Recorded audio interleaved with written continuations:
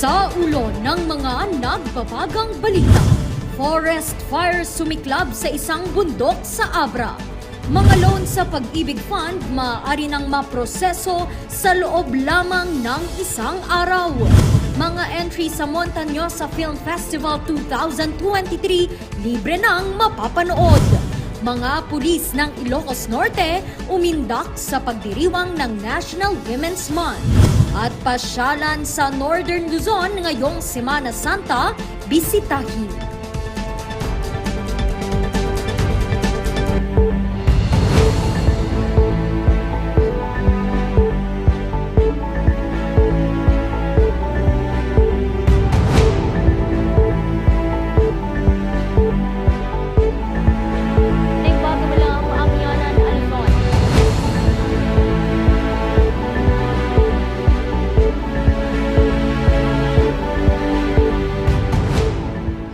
Bagamalam, Amyanan, Luzon. Narito na ang mga bago at may init na mga balita. Mga housing loans at iba pang mga transaksyon sa Pag-ibig Funds maaari na raw maproseso sa loob lamang ng isang araw. Narito ang report. Binigyang papugay ni Pangulong Ferdinand Bongbong Marcos Jr. ang Pag-ibig Fund matapos makamit ng ahensya ang record high dividend o interes sa regular savings at modified Pag-ibig Fund para sa taong 2022. This is clear evidence of a highly astute and competent leadership and financial management of that fund. To see these results for 2022, the members will be assured as to the soundness of the fund's financial position. Isang mobile stall ang nakapwesto ngayon sa isang mall sa Baguio City para mas mailapit ang serbisyo ng Pag-ibig sa mga miyembro at nais magmiyembro sa lungsod. Pero maaari na rin daw gawin ang mga transaksyon online dahil sa kanilang Pag-ibig Fund application. Pupunta sila sa website ng Pag-ibig Fund, yung www.pagibigfund.gov.ph. Doon sa virtual Pag-ibig for members, pwede silang magrehistro bilang miyembro ng regular savings at bilang miyembro ng modified Pag-ibig Fund 2. Bagamat online, kaya raw umabot lamang sa isang araw ang pagproseso ng anumang mga pabahay loans. Kasi lahat ng online housing loan application dadaan pa sa servicing namin sa head office. So sinasala pa doon. So mabibigyan na kami ng ng notice na may pumasok sa online housing loan application. So kukontakin na namin yan yung borrower. So kung pagkumpleto na ang kanyang application through online, iko-conduct na namin siya kaagad ng CIBI. Pag okay na yon, we will contact na directly yung borrower to submit na yung technical documents na niya. Pag na-transmit na ng head office namin sa amin, isang araw lang po yan, ma'am. Kanila ring hinihikayat ang mga miyembro na kumuha na ng kanilang Pag-ibig loyalty card na maaaring gamitin para makakuha ng discounts sa mga establishmentong katuwang ng Pag-ibig Funds. Randy Guzman para sa Luzon Headlines. Isang forest fire naman ang sumiklab sa isang bayan sa Abra. Ang sanhi ng sunog patuloy pa ring inaalam. May report si Jose Robert Inventor. Mabilis na linamon ng apoy ang isang gilid ng bundok na ito sa sitio Nagpawayan sa Likwaan Baay sa probinsya ng Abra. Ayon sa MDRRMO ng bayan, pasado alas 5 ng hapon kahapon, nagsimula ang sunog. So ito po sir, may na-receive po tayong tawag from that area na kailangan po nila yung assistance from the Bureau of Fire, from the LGU, para dun po sa sunog. Kasi malapit po sa mga kabahayan itong bundok na ito sir na nasunog po. Mabilis na kumalat ang apoy kaya itinaas ng MDRRMO ang sunog sa red alert. Yes sir, bale sa Emergency Operation Center po natin, once na may ganung sunog sir, naka-red alert tayo sa area na yun sir. Pasado alas 12 na ng tanghali ngayong araw, idiniklarang fire out ang nasabing forest fire. Iimbestigahan pa ng BFP at sentro ang sanhi at lawak ng sunog. Coordinate na po tayo sa DNR na kailangan mag-stricto din yung mga bantay gubat natin and yung M-Dream po natin is 24/7 po na naka-duty po sa atin, sir. Wala namang namatay o nasugatan sa sunog. Ito na ang ika-15 kaso ng forest fire sa bayan ngayong taon. Jose Robert Inventor para sa Luzon Headlines. Bata pa lamang, pagpupulis na ang pangarap ni Police Captain Caroline Puhot. Yung father ko is a former PC officer. Kaya siguro nung bata ako, nag-aim ako na maging police officers also. So, I enrolled criminology which is in line sa pagpupulis. Ngayong natupad na ito, mas pinapabuti pa niya ang kanyang kakayahan upang gampanan ang sinumpaang tungkulin. Isa na dito ang pagkuha niya ng Investigation Officer's Basic Course. Mahalaga ito, lalo na't nakadestino siya sa Internal Affairs Office ng PNP na siyang tututok sa mga kasong isinampa sa mga kabarong pulis. We were enhanced to know kung ano yung mga criminal investigation. Of course, na-enhance din yung knowledge namin, particularly sa mga investigation, on all aspects of investigation, especially criminal investigation. Isa lang si Police Captain Caroline sa 36 na pulis na nagtapos sa 45 araw na pag-aaral sa nasabing kurso. Isa rin sa mga nagtapos dito ang ngayon Station Commander ng Baguio City Police Office Station 1 na si Major Dencio Dayaw. At least, pag dumaan sa iyo yung mga investigation na papel, at least alam mo yung ginagawa mo at ina-approvean mo. Parte rin ito sa pagtitiyak ng integridad at titulo ng PNP Cordillera na Home of the Most Disciplined Cops. Siyempre, no, kapag kasi nagkakamali yung mga investigators natin, maaari itong maging fatality or yung mortality o yung ikakatalo ng kaso. That's why we are conducting this training para at least to capacitate yung ating mga case managers to properly guide yung ating mga investigators sa pagkakandak ng proper investigation. Kasi kung magkamali ka, maaring ma-dismiss yung kaso, we are depriving our constituents, yung mga residente natin, yung mga kliyente natin ng hustisya na kinakailangan nila. Ang programang ito ay ilan lamang sa mga pagtitiyak ng PNP Cordillera na protektahan at pagsilbihan ang bayan. Charles Nicolimon para sa Luzon Headlines. Susunod, mga entry ng Montañosa Film Festival 2023, libreng mapapanood. Yan at iba pang mga balita. Abangan!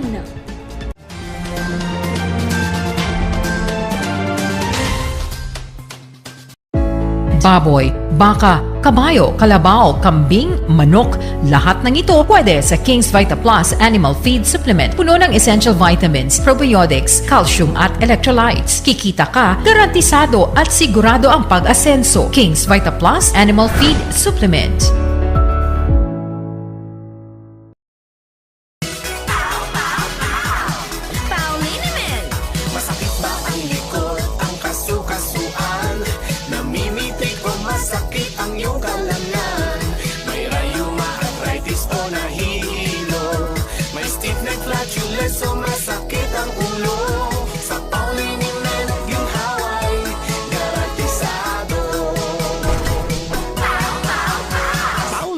Isang pahid ka lang. Dahil walang aw sa PAW!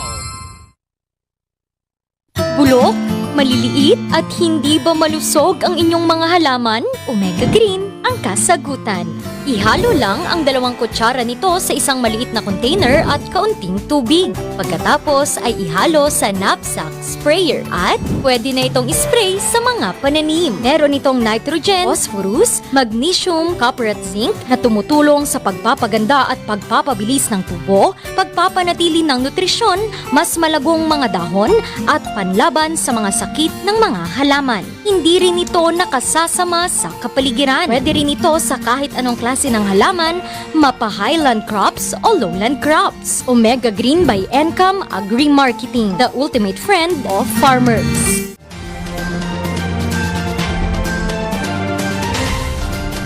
Patuloy naman ang natatanggap na suporta ng mga local artists sa Baguio City. Katunayan, ang mga entry para sa Montañosa Film Festival 2023 mapapanood ng libre sa iba't ibang establishmento. Narito ang kwento.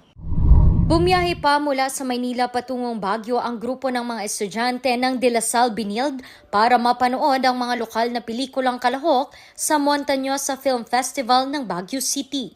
Bilang isang student filmmaker, nakakatuwa na may mga gantong opportunities na mapanood namin and bibigyan ng sapat na support para sa ating mga iba't ibang films na sa iba't ibang regions and hindi lang from Manila.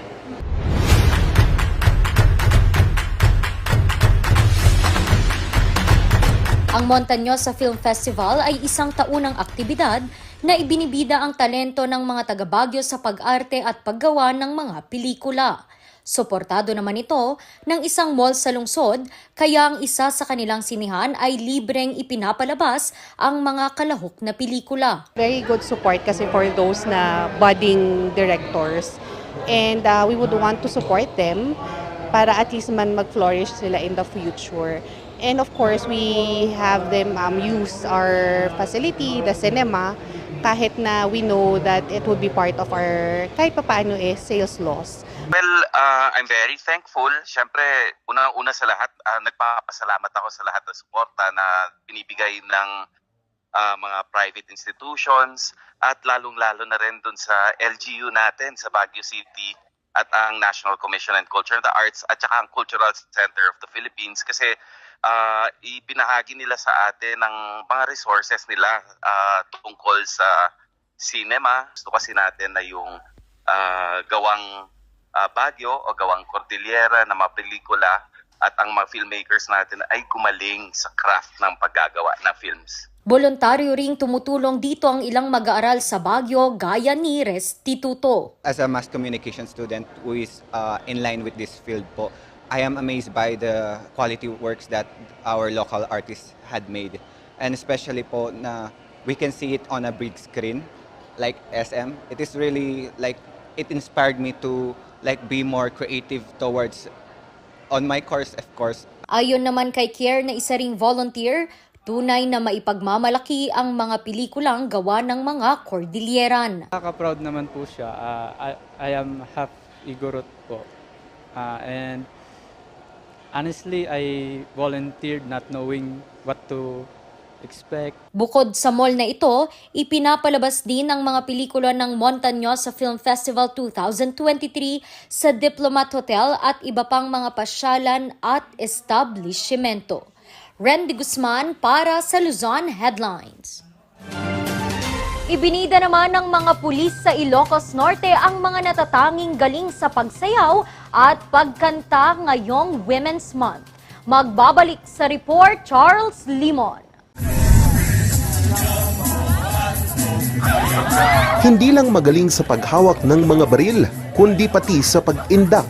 Ito ang pinatunayan ng mga pulis ng Ilocos Norte kahapon sa pagdiriwang nila ng National Women's Month sa Aurora Park sa Laoag City, Ilocos Norte. Na itikada itisidong nyo, nagiti mapagtangkan, alisto at antitared kang taringagay, na serserbi ang kapulisan nyo dito yung probinsyata yung mga Ilocos Norte. Una munang nagpakitang gilas ang mga ito sa silent drill.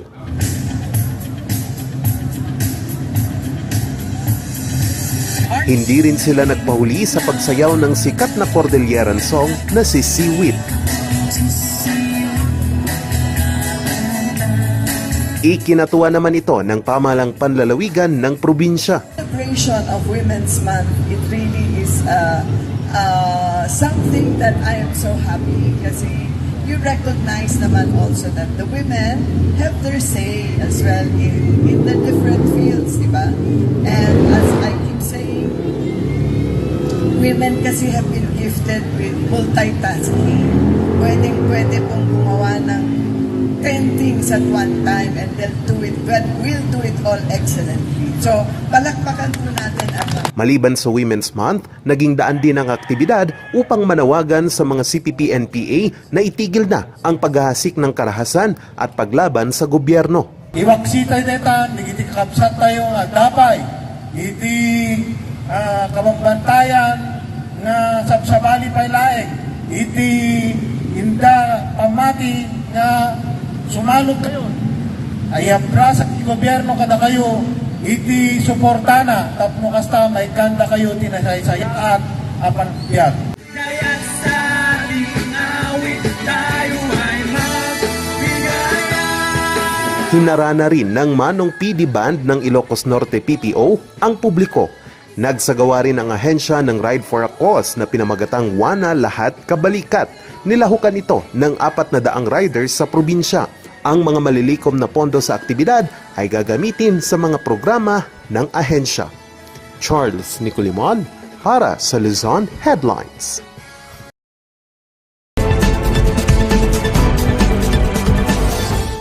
Para sa ating mga LGU, mga kapitan, let us revisit yung Mandanas ruling kasi lately ang daming local government officials and punong barangays and kagagawads na nanghihingi ng explanation kung ano nga ba yung Mandanas ruling. Noong 2013, si Batangas Governor Herminio Mandamas and former Congressman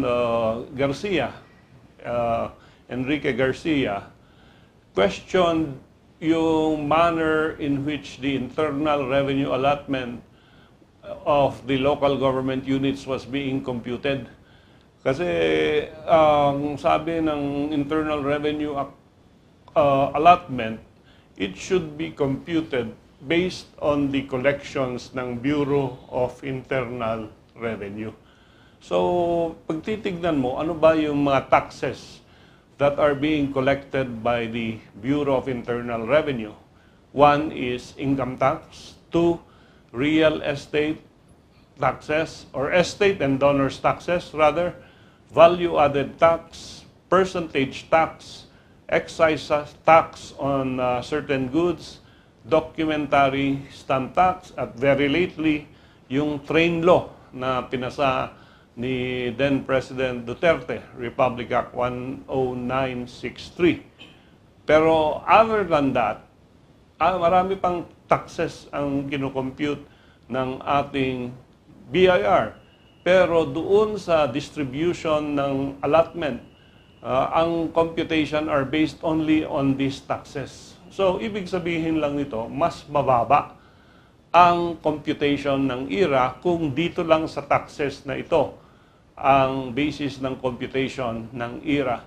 So dito sa Mandanas ruling, ang ruling lang ng Supreme Court na kailangan nating alamin ay ang IRA should be computed in all kinds of taxes, no? Nationally imposed and not necessarily doon sa internal revenue allotment.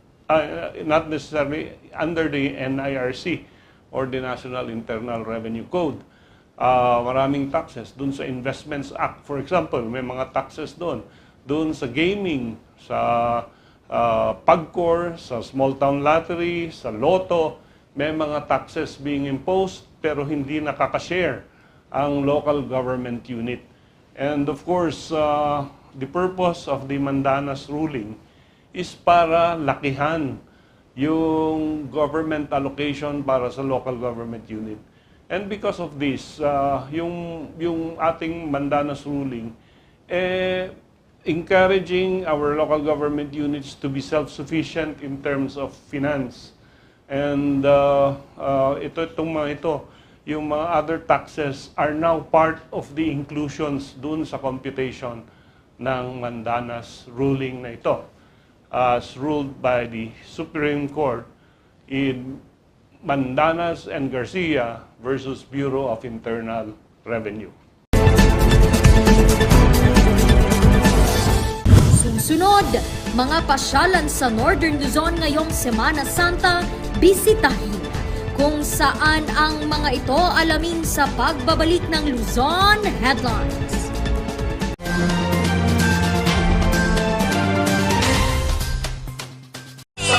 Ng batang 90s, darat atin lang i-try. Ang batang 90s milk tea, di ka magsisisi, promise. Sa milk tea ng batang 90s.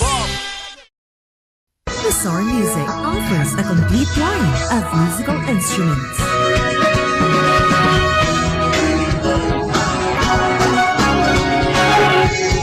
Luzon Music, Baguio's pioneer in online music and art lessons.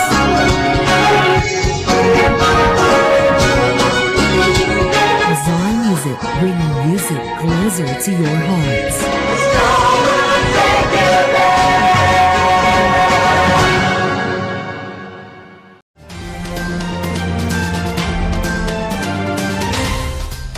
Sa nalalapit na Semana Santa, maaaring magnilay-nilay at magpahinga sa ilang pasyalan sa Northern Luzon.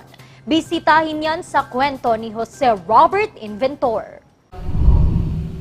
Isa ang pagninilay sa mga tradisyon ng mga Katoliko tuwing Semana Santa. Kaya sa bayan ng Kasibo sa Nueva Vizcaya, alok nila ang aktibidad na forest bathing o ang paglalakad sa gitna ng mga puno sa pagbubukas ng Kapisaan Nature Walk and Eco Trail.